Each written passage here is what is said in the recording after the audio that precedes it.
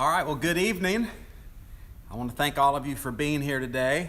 We sent out an email this afternoon, Rachel did, letting you know that because of the rain that I would be broadcasting live from someplace other than the parking lot. And so it's just me here, other than these two homeless folks that were out in the parking lot. I felt so compassionate for them. You can see them here. They were wet and eating their dinner. I think they've been sleeping in the parking lot for a couple weeks now. And so I invited them in to come and get some warm air and join us for the service. Y'all know I'm kidding. That's Pete and Gretchen, and they didn't get the email. Okay, it's just the three of us in here, so we're not breaking any rules. And I'm glad that they're here. And I'm glad that you are wherever you are. And yes, I'm getting text messages. Apologize for that.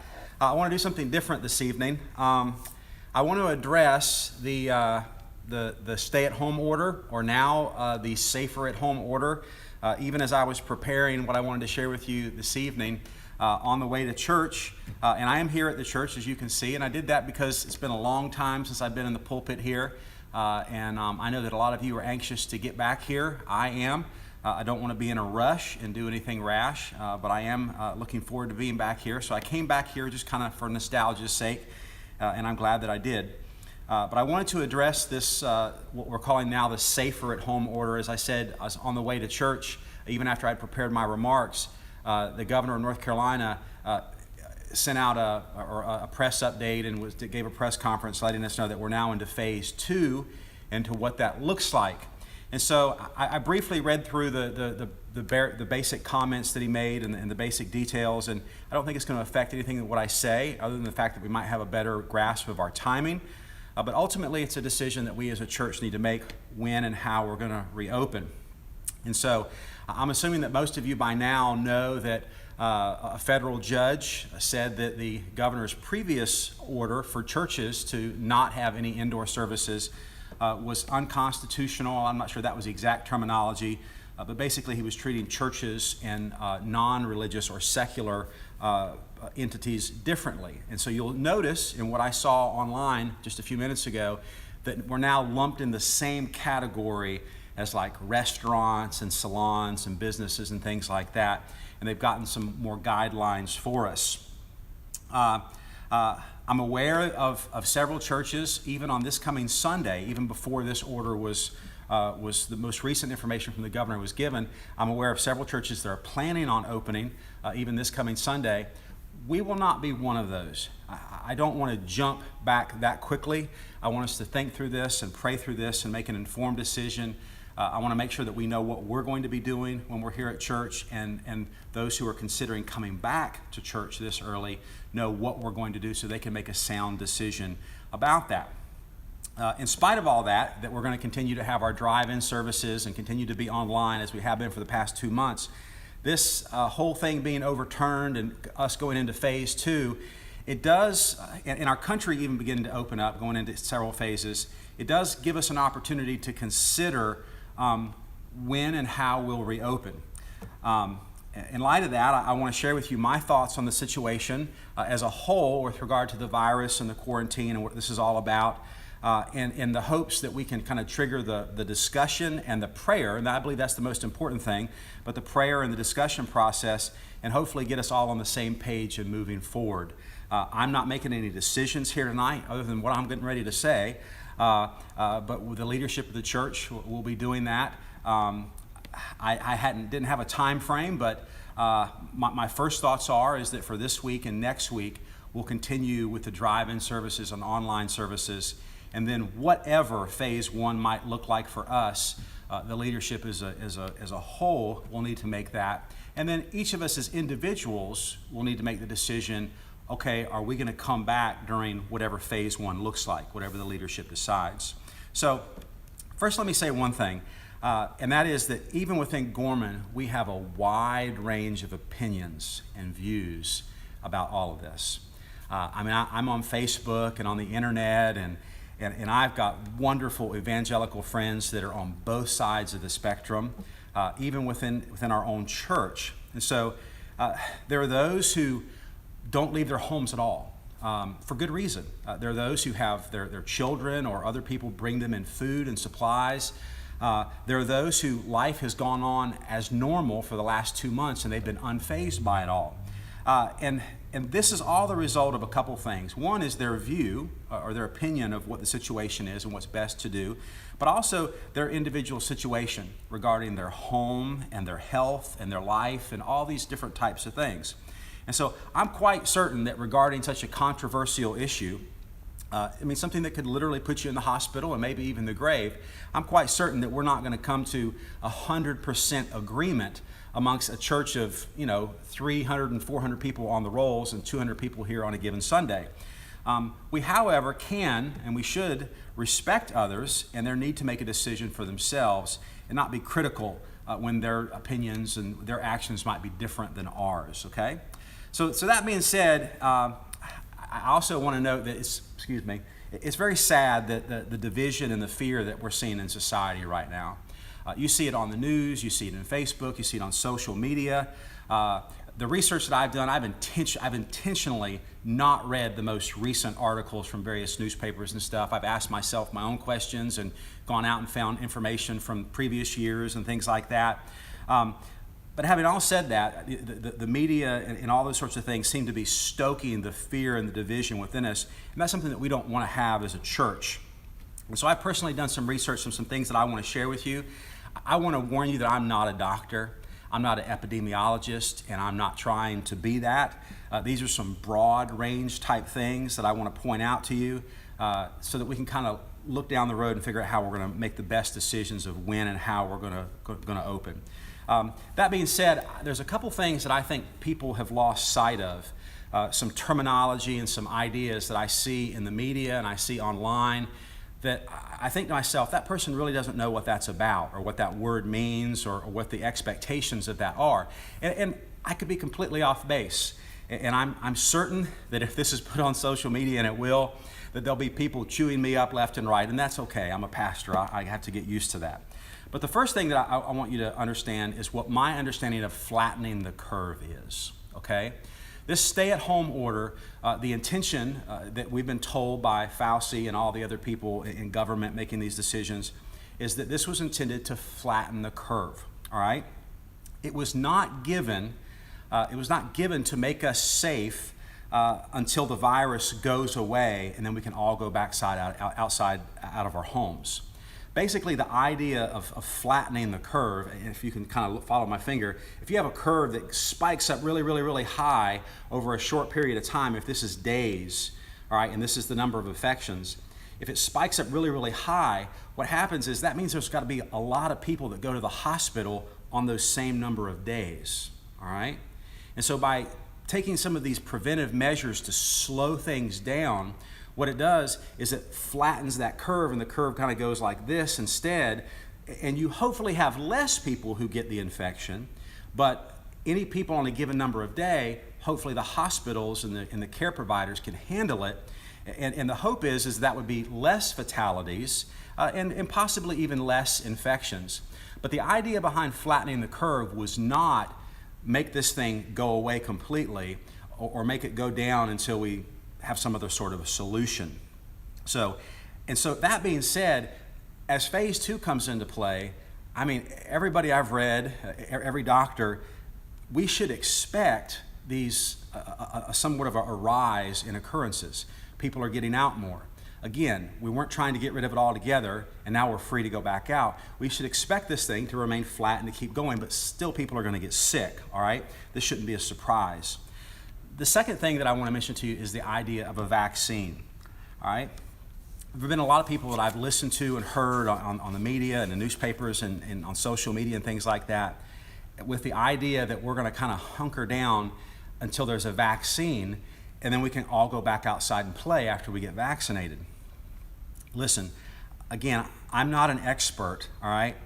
But I want to point out to you some things about vaccines, okay? I'm not an epidemiologist, but to date, there are no vaccines that are applicable for humans for any of the COVID or the previous COVID viruses, all right?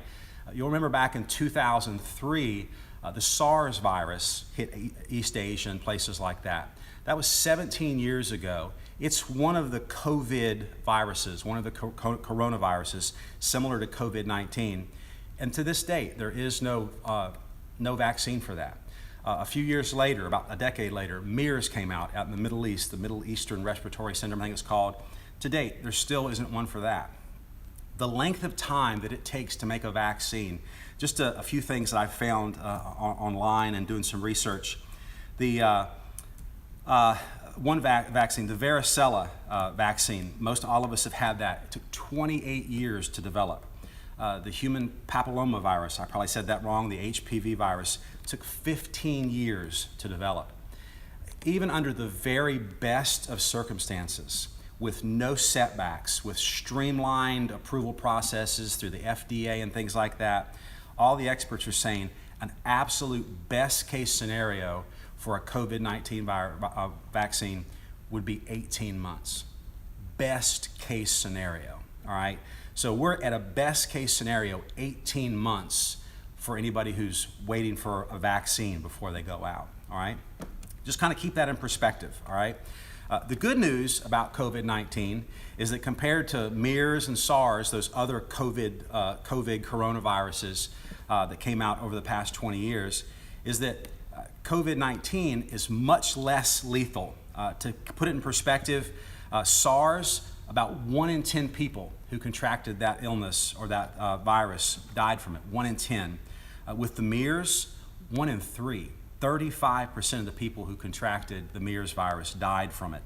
Comparatively speaking, and again, this is controversial with the way they're calculating everything, but even on the high end of things, folks are saying today, if you overly estimated everything, 3% or 3 in 100, 1 in 50 at 2% of those who actually contract the COVID-19 virus actually find it fatal.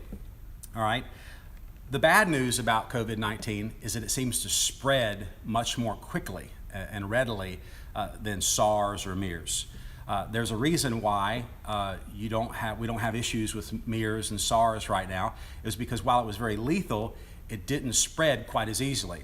All right. On the other hand, COVID does, and that's why we're kind of having this global pandemic, and it spreads so rapidly, and it's millions and millions of people who have it in just about every country on the face of the earth. Well, the combination of these two things tells us this. And again, I don't have to be a doctor to figure this out, but just looking at that right there tells us this thing's not just going to go away, and it's not going to go away soon. All right, and the ultimate solution to it all being completely gone and not bothering us anymore, like MERS or SARS, is not going to happen anytime soon. All right. Now I say this because that idea that we just hunker down till it has gone completely away, it may not be practical, and it may not even be possible. I mean, think about it. Say that 18 months doesn't come about. What would your life look like if you had to literally stay at home for the next 18 months? If they were correct. If it takes twice that long, what would your life look like if you had to stay at home for the next 3 years? That's something that you've got to consider. I just want you to know that's kind of where we're at. So where do we go from here? Well, as a nation, I'm thankful. I was just talking to Pete and Gretchen just a few moments ago, telling them that I'm very thankful that I'm not the President of the United States, no matter what my name might be. And the reason for that is I'm glad I'm not having to make these very, very difficult decisions. And I'm glad I'm not the only one that's going to be making decisions for Gorman Baptist Church. And I'm glad that my decisions aren't necessarily enforceable upon you, because you've got the ability to make these decisions on your own for yourself and for your family. But as a nation, we're now in the process of reopening. We've gone through phase 1. Some people started it sooner than others. Some people held on to it longer. But it looks like in North Carolina, phase 2 is going to begin this Friday at 5 p.m. And you can get online and find out what that looks like. All right? And so as we're opening back up, we're still taking these preventative measures, all right? So there's still social distancing at Home Depot and Walmart and places like that. And again, the reason for that is because this thing hasn't gone away, all right? And so we're trying to continue while we go back outside. We're trying to keep this thing, the curve flattened, so that the thing doesn't spike and spread rampantly because everybody's out touching and grabbing and hugging and kissing and doing all this other kind of stuff, because it seems to be transmitted, person to person very, very easily. So the hope is that as we do this, as we continue, that the virus will it will be reduced, will build up an immunity, and so on and so forth. All right, and so I do feel the need to stress one thing very important. All right, and I've heard this on social media as well. I don't think anybody at Gorman has this view, and it's certainly lambasted all over the internet. I think we all know very well that just because we're a church, just because you're a Christian, just because you love the Lord and are faithful, does not necessarily mean that you can't get this. Okay, it's appointed unto every one of us to die once, and then the judgment. And it might be me. I might end up going out by COVID-19. I certainly hope not. I'm not going to pursue that end in life. But just because I'm a Christian or a pastor or anything else doesn't guarantee that I can't get this or potentially pass it to someone else. So now the question is this. I apologize for rambling. I'm trying to follow my notes so I don't do that too much. Now the question is this. As a church, how and when do we reopen? All right. I'm very grateful that I don't want to say that I was wise enough. I just like buying stuff on the internet. I got this idea of this FM transmitter, bought it. It came in. One of the two that I ordered came in. And it has been a real blessing that for the last 2 months we've been able to have drive-in services. Weather hasn't been an issue. It's been a huge blessing seeing 50, 60 cars out there, 70 some on Easter Sunday. An even bigger blessing to help the Hispanic church down the street. And they've been having large crowds come out to the drive-in services. And so I'm so thankful for that. So we're not in a rush, all right? We're not in a rush. And so again, I think the wisest thing is for us to take this week and the following week to process this, pray about this. I'm going to ask you to kind of communicate with me via email to let me know your thoughts on it and what would make you feel comfortable. I'll talk about that in a few minutes. But that's kind of where we are. So again, I think we've got the rest of this month to kind of figure this out and make some decisions as the leadership of the church about how we're going to proceed and what opening up looks like. For the past 2 months, one of the critical things that I've tried to implement is that no one knew what this was going to be like, all right? And so I erred on the side of caution, and I wanted to let everybody know, deacons, the piano player, Kim, David, Paul, everybody's in different situations. You know, David's got a precious little boy at home who's dealing with cancer and serious illnesses. I wanted everybody to know they were under no obligation. Sunday school teachers, no obligation. Ushers, deacons, no obligation. Because we were going to simplify things so that you could come, participate, view at home, however you wanted to do it, but not feel any pressure from me. Because I understand that when the pastor asks you to do something or somebody else is doing something in the church, there's sort of an internal pressure there, you know, and I wish there wasn't, but sometimes there is, and I didn't want you to have to feel that. And so I want us to continue to keep things simple for the next few months until we see how this thing's going to plan out, all right? In other words, come June 1st, I don't envision us opening the doors completely up with Sunday school and Sunday night and jam and everything. We've got to think it through and phase it out as we open back up, all right? There's a lot of things to consider when we consider opening up the church, okay? Because we're very different than, say, a Home Depot or a Walmart, all right? Now, I realize that, you know, on some level you might be able to look at that and say, well, you know, thousands of people go through the Walmart every day. That little girl behind the glass checks out people hundreds a day, you know, and so they're a much worse situation. Well, there's a different way to look at it, all right? And I've done some research. I've looked at what North Carolina Baptists have published from doctors and nurses and things like that, helping give us some guidelines. But I want you to think about this. In our church, on a really good Sunday, we have the ability to put 200 or more in our sanctuary. Well, if we just opened everything back up, and we didn't have any restrictions or any guidelines or anything like that, what you have is 200 people for an extended period of time, all sharing the same airspace, the same recirculated air. They're crisscrossing in the aisle. They're hugging. They're shaking hands. They might even be kissing each other on the cheek with a holy kiss. They're passing the same offering plate, the same communion cup. They might be sharing a microphone on the stage. If we sing, we're spewing our hot air on the back of the person in front of us, passing germs everywhere. See, you had no idea that it was this gross in church, did you? I'm just kidding, of course. But the reality of it is, if you drop one person in here who's got this thing, then if we don't think about things, then it could very easily spread. In my understanding, over the last couple of weeks, there have been at least 2 churches, I think one in Georgia and one in Texas, where they've had to re-shut down because one person had it, and now a couple dozen people have it in their congregations. So here's some things that we've got to think about All right. First, how many people can we put in the sanctuary? Just doing a cursory reading of the governor's mandate that we're now under with all the other businesses, they say the number is 50%. Now, the governor did stress that he recommends that we not do that, that we would stay online or in the drive-through or something. 50% of our sanctuary would be 175 people. Part of the mandate is that we still be able to maintain social distancing. There's no way for us to maintain social distancing with 175 people. I mean, that's a normal Sunday for us. We couldn't do that.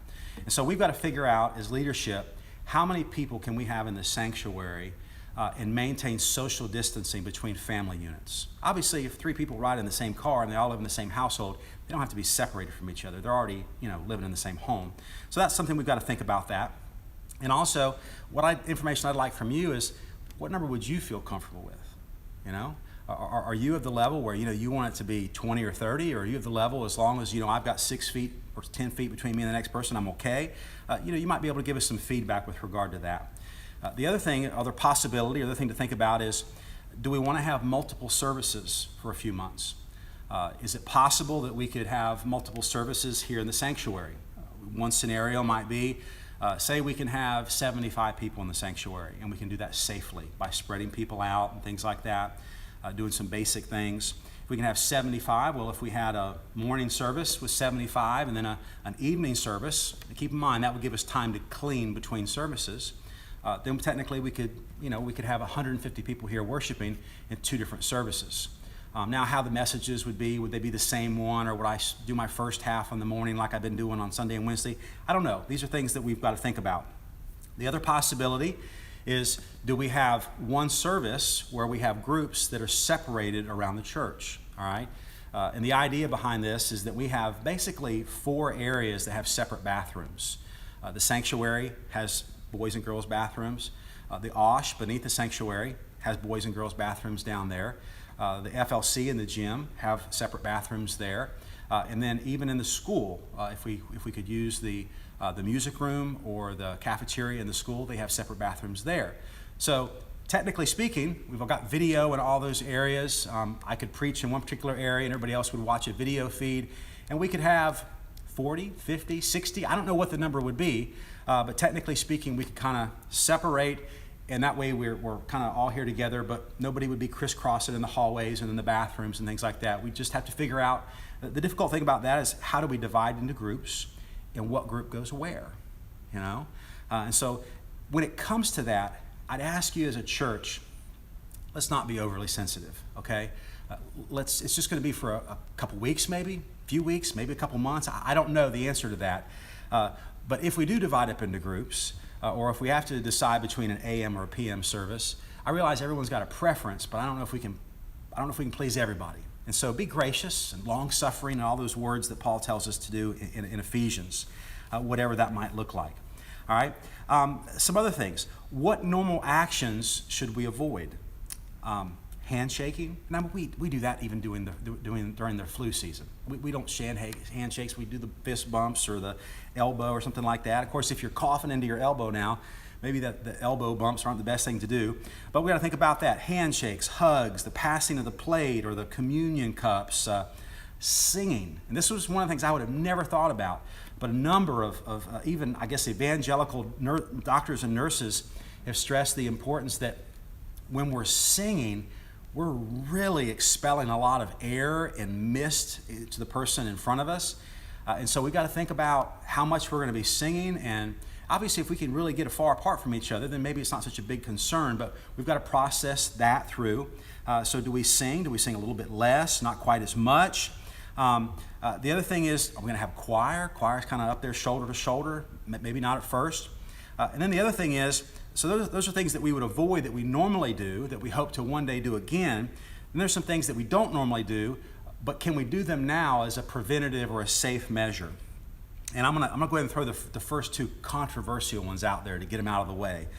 The first one is face masks. I've read every article you can imagine on these face masks.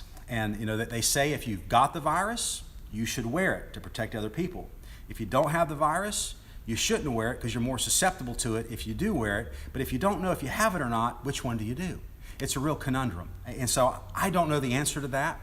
If I was going to preach and you wanted me to have a face covering on, I'd probably wear the shield or something like that, if that was what it would take to make you feel comfortable.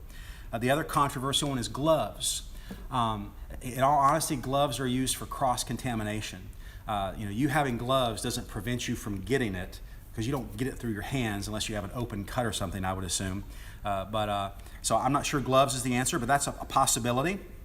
Hand sanitizer, that's kind of a no-brainer. It was the first thing I went out and bought or made, fashioned together with some vinegar and things. So hand sanitizer makes good sense, but that's an option. Another one is having an entry and an exit. So we're not crisscrossing face-to-face in the hallways or in between the pews. Are we going to have one in and one way out? Obviously, those who might need to use the elevator need to come in through the one door. You might not have the flexibility of seating if we're trying to, kind of not bump into each other quite as much. So spacing people in the pews, things of that nature. So there's things that we can not do and there's things that we can do to help us out with all this. And listen, this is just so that we can have a main service. This doesn't include the nursery. This doesn't include Sunday school. What I'm talking about right now for phase one for the church is us just getting together for a normal 10:45 or 11 o'clock worship service, all right? It's a whole different level going to Sunday school, jam, nursery, all that sort of stuff. We'll have to talk about that at a later time. Now, why am I telling you all this? I'm telling you all these things so that you can begin to pray for our leadership as we begin to process these decisions, okay? Please know that whatever we decide, if that you feel that doesn't meet your criteria, if we went full blown and everyone had face masks on and gloves on and was 10 feet apart, I realize there might be a handful of you that for valid reasons, maybe you're up there in age and you realize you've got COPD or something, and you realize that if you got this, it would be a miracle if you made it through it. I realize that you might not come, and that's okay. We're still going to love you, we're going to support you, we're going to pray for you, we're going to do whatever we can for you until we eventually get to this where we all feel comfortable. If you're a Sunday school teacher, if you're an usher or a deacon, whatever it is that you are or do, if you're not able to do or participate in what we're doing, I don't want you to feel guilty or pressured into doing any of that. We're going to try to keep it as simple as possible so that you can feel as little pressure as possible so that you can make a decision that you feel comfortable with. Because that's my most important thing. I want you to feel comfortable with the decision that you're going to make and the decisions that we make here, and I want you to feel comfortable coming in when that's the right time, okay?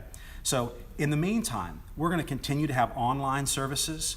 I don't even foresee a reason why we wouldn't be able to continue to broadcast into the parking lot, so that if you came up and you know what, you just weren't feeling it and you wanted to stay in the car and you felt better about that, I feel like we can probably still do that.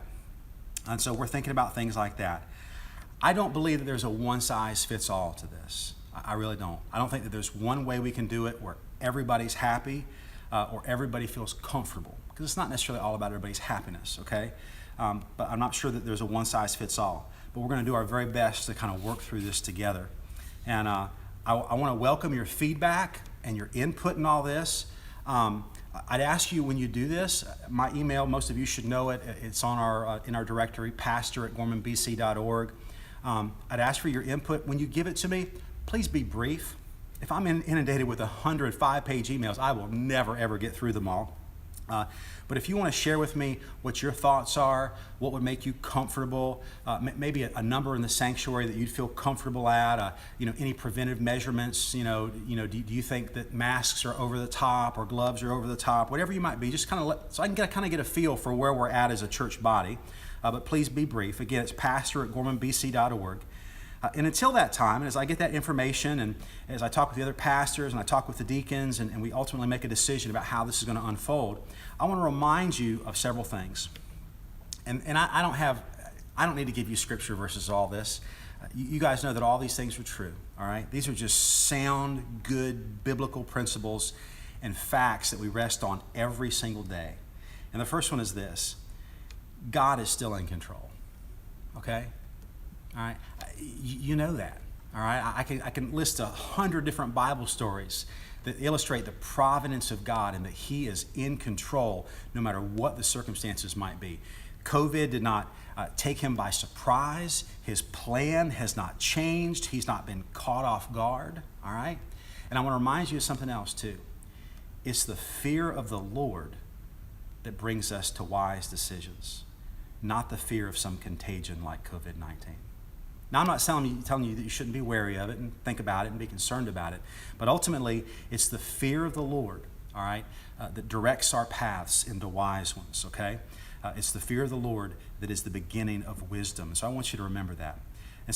And a last reminder is this. For each of us as believers, we are absolutely assured the victory. If not on this side, absolutely on the other side. And listen, the other side, the eternal side, that's the one that really, really, really matters. And so, and I don't want us to lose sight of another thing. Again, I'm not overly anxious. Do I miss this place? Do I miss being in this sanctuary and preaching behind this pulpit and seeing all of your beautiful faces? Yes, I do. Miss Gretchen and Pete were both sharing with me how much they missed it. First time they've been in here in 2 months. But I'm not going to make quick, rash, anxious-like decisions that would put us in harm's way, okay? But having said that, is there an urgency? Yeah, there's an urgency.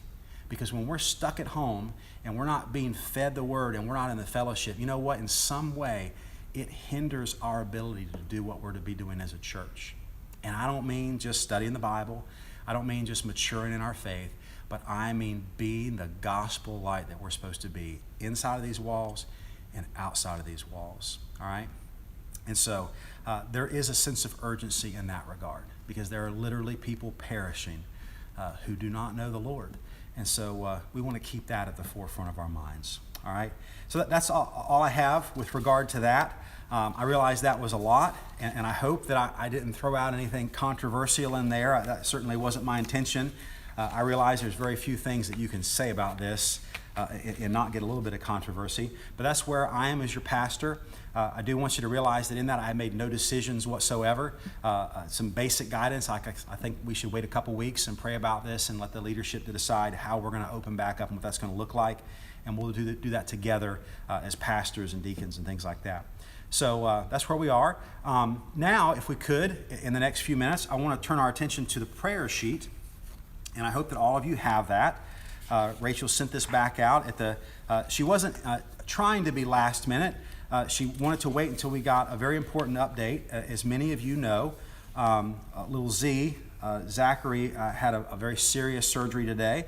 And those of you who have the sheet can realize he's out of surgery. They were able to get all of the tumor. That's a huge praise.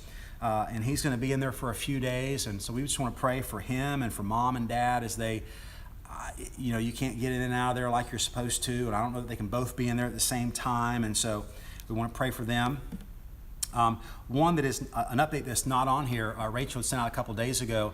One of my former colleagues in Southeast Asia, Mr. Henry, Nathan Henry, his grandson had open heart surgery a couple days ago, and he is doing well, and he's doing well, he's recovering well, and I got nothing but good news about all that, and they appreciate your prayers. So he had, I think, a heart issue that was from birth, and so they were able to correct that, I believe.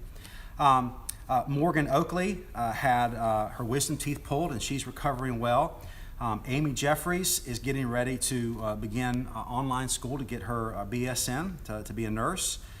Lisa Kalin has got her surgery scheduled for the 27th. She's been in a lot of pain in her neck, and so I'm sure many of us can empathize with that, so we want to pray for her. We also want to pray for her brother that we've been doing for quite some time, and there's an update on here. I'm not sure I'm going to get that far into the list, but it's all here, and we can pray for him. Julia, I want to say unfortunately, but I believe in the providence of God, and if God had wanted her to have surgery, she would have been a candidate. And so we want to pray that these other options that she's able to entertain would help her deal with the pain and the issues that she's having with her neck. June Ray had foot surgery. There's the updates there. Faye is feeling better. As I mention these names, I'm missing all of you guys. I really am, and I'm wishing you the very best and praying for you. but we want to continue to pray for Faye. Brianna is off of her knee brace now after 12 long weeks, and she's doing well. I want to continue to pray for all those at the prison in Butner, not those who are incarcerated, but those who are working there that we know. Of course, we want to pray for those that are incarcerated too, but Brian and Chad and Cheryl and Valerie and others who are right there in a confined environment, which we just got done talking about with regard to church, where they've had quite a few people and even some fatalities there. I want to pray for Connie Mack, who's in a lot of pain with his wrist. My understanding is that the pins are deteriorating in his wrist and it's causing a lot of pain, and they're not able to fix that right now.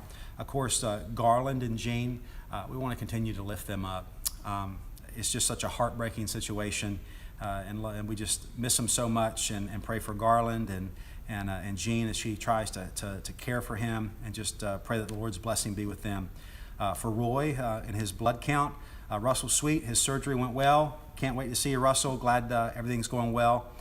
Debbie McLeod, still doing PT, has a little bit of pain there. Donna West is most likely going to need surgery, but who knows when that's going to happen with all this stuff going on in the hospitals. Bridget is still getting her, hey Bridget, if you're watching, still getting her injections or infusions once every 3 months.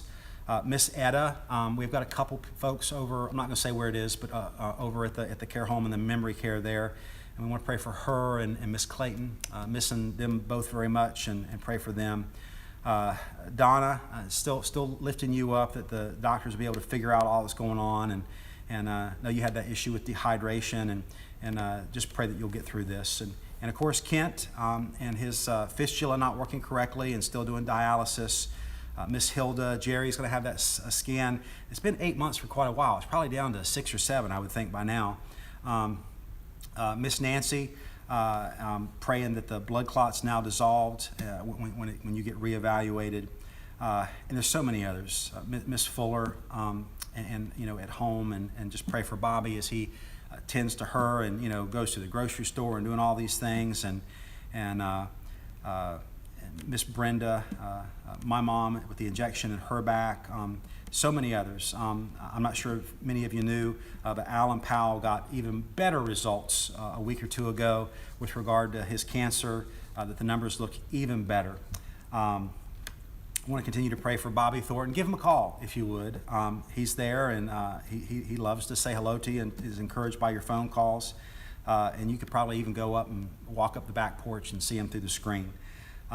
Lee Green, we've been praying for years now that his cancer would stay in remission, and it has. So keep praying. It seems to be working. And of course, Ann Vaughn, Ann and Steve, if you're watching, hello, up there in Pershing County. Hope y'all are doing well, and Ann, I hope that you'll just be able to kind of get back up on your feet and get the mobility back that you need and the strength that you need. And Miss May Goodwin, doing well, just continues to need our prayers. So there's so many more. Those are the first 30.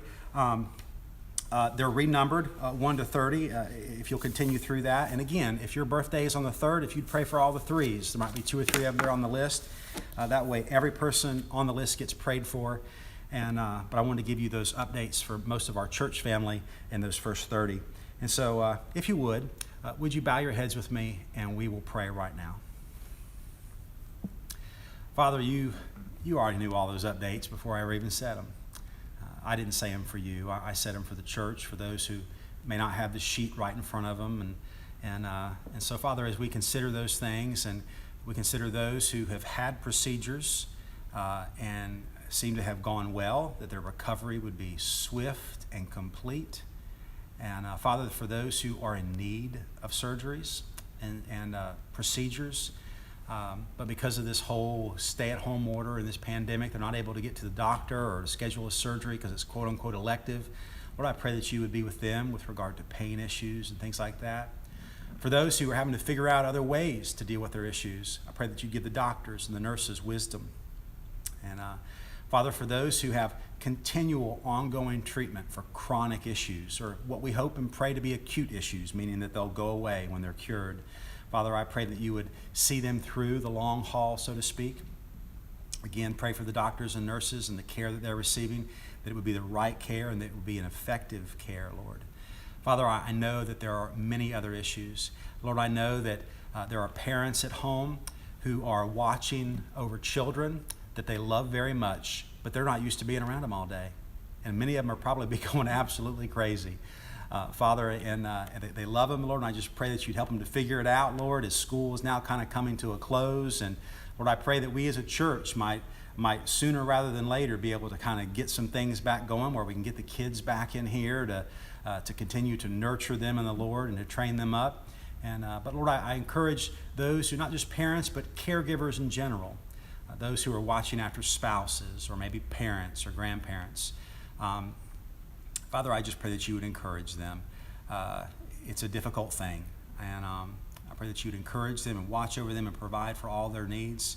Father, I know that not directly in our church family, but related to our church family, there are those who've lost loved ones, parents who have lost sons, and difficult situations, those who seem to be imminently at death's door, but now aren't. And so I pray for Lisa's brother, Lord, and I pray that you'd watch over him and strengthen him in a way that only you can, Lord. Put inside of him a fight that only you can help him with, Lord. And Lord, I pray for Joe's nephew, Father, who passed away, and his brother and sister-in-law, Lord, as they grieve their son, and all these other issues, Lord. There's so many more, and I'm so grateful that you know every single one of them, Lord. That you don't forget, you don't sleep, you don't slumber, you don't grow tired of helping and hearing. And so, Lord, I pray is that you hear these things, and even as you knew what Rachel was typing as she typed them earlier today, that you tend to every single one of them according to your will. And Father, as we as a church, Lord, we've followed the letter of the law over the past 2 months, and the letter of the law has now given us a little bit more leeway, so to speak. But Lord, we want to make wise decisions because we care very much about the flock here. We care very much about those who are young and old and anywhere in between. And Lord, we don't know exactly what the right thing to do is.